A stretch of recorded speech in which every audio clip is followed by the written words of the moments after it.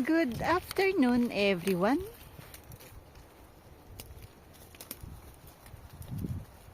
Ayan.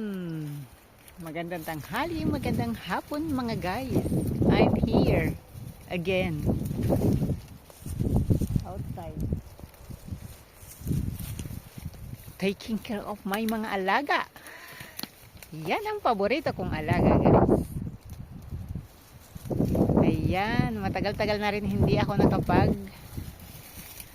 video sa aking mga alaga at syempre may mga anak na.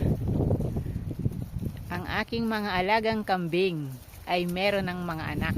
Ayan. Bale meron akong I have 4 mother goat at meron silang mga anak. Ayan.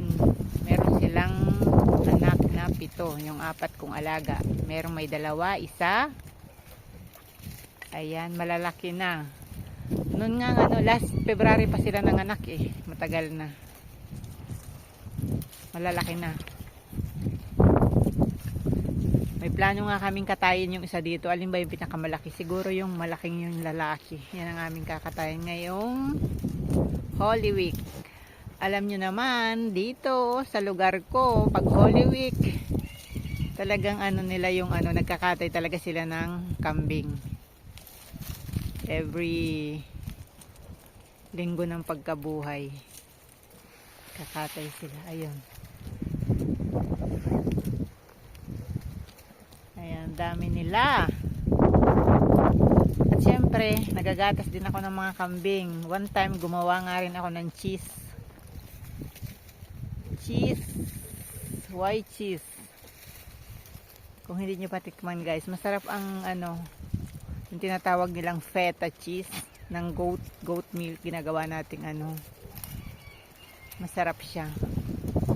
Marunong na rin akong gumawa. Ayan ang aking mga alaga kambing. Syempre may kasama rin tayong muning at syempre si Milo.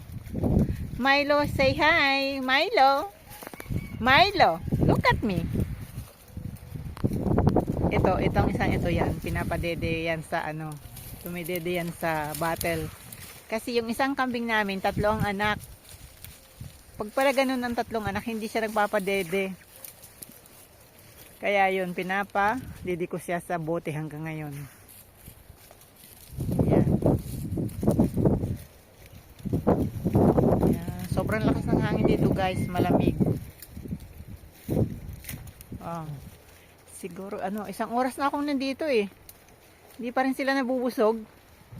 Wala pa kayong plano umuwi ha? You're hungry?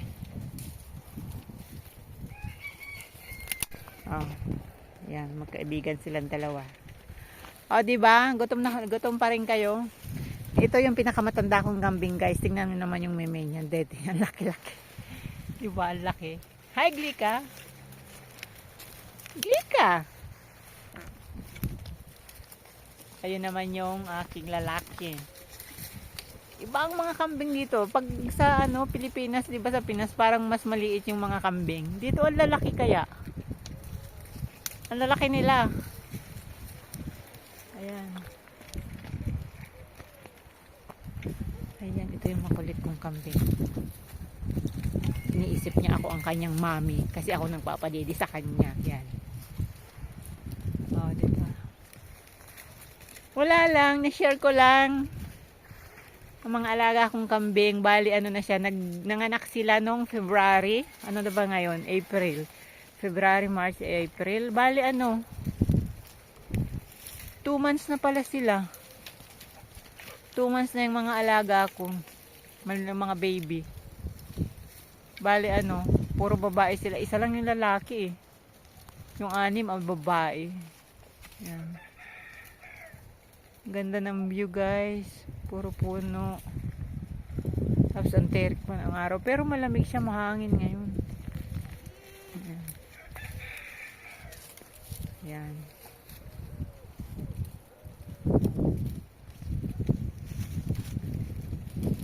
Wala ka pang planong umuwi ha? Hindi ka na. Okay, sinare ko lang. Bye!